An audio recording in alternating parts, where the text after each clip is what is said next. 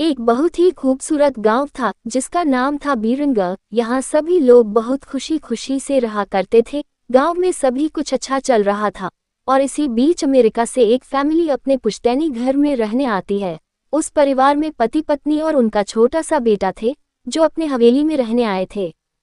सभी के आते ही गांव वालों में खुशी की लहर दौड़ पड़ी, क्योंकि यह फैमिली कोई और नहीं बल्कि इसी गांव में रहने वाले एक पुराने जमींदार की थी और गांव वाले उनकी बहुत इज्जत करते थे। सब कुछ ठीक चल रहा था, लेकिन अचानक एक दिन इस परिवार के बच्चे की तबीयत अचानक बिगड़ने लगती है। सभी को लगता है मौसम का परिवर्तन हुआ होगा, लेकिन बात तो कुछ और ही थी। धीरे धीरे लड़के का चेहरा नीला पड़ने लगा।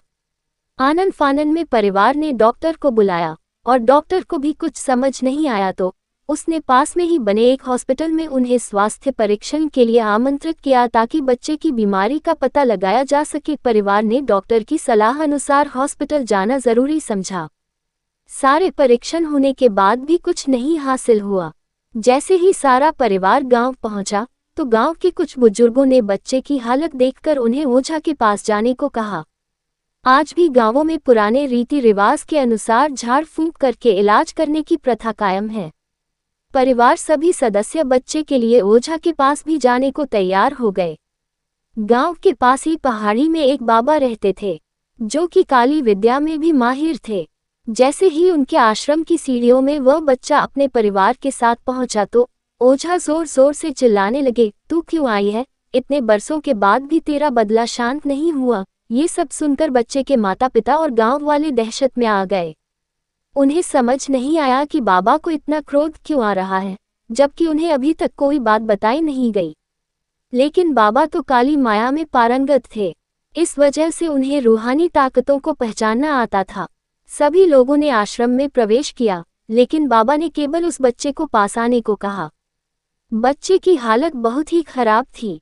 उसकी आंखें लाल हो चुकी थी, उसका शरीर नीला दिखाई पड़ रहा था और उसके शरीर का तापमान आम बुखार से कहीं ज्यादा था। ओझा ने विभूति उठाकर के बच्चे के मुंह पर फेंका।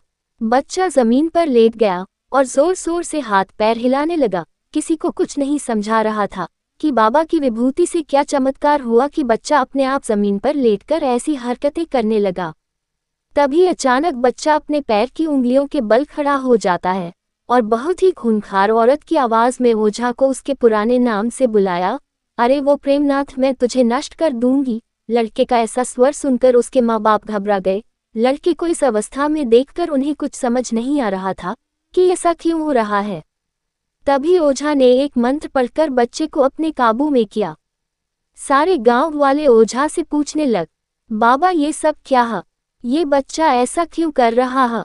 तभी ओझा ने बताया कि इसके अंदर कोई चुड़ैल आ चुकी है जो कि आज 70 साल पहले चोरी के आरोप में जिंदा जला दी गई थी। उसे ऐसी सजा देने वाले कोई और नहीं बल्कि इसी बच्चे के दादाजी थे और वह चुड़ैल अपना बदला लेने इसलिए आई है क्योंकि वह गर्भवती अवस्था में जिंदा जली थी और उसके कोख में पल रहा मासूम बच्चा भी जल गया। इसी वजह से वह उस वंश बच्चे को भी दर्दनाक मौत देना चाहती है ताकि उसका बदला पूरा हो सके। ये सारी कहानी जानने के बाद उसके परिवार वाले ओझा के सामने गिड़गिड़ाने लगे और अपने बच्चे की जान की भीख मांगने लगे। तभी ओझा ने अपनी घोर तपस्वी शक्ति से मंत्रों के उच्चारण के साथ उस चुड़ैल को मासूम बच्चे से बाहर निकाल दिया और कुछ ही क्षणों में बच्चा सामान्य हालत में आने लगा। सभी को लगा कि सब कुछ हमेशा के लिए ठीक हो गया, लेकिन ये तो एक शुरुआत थी।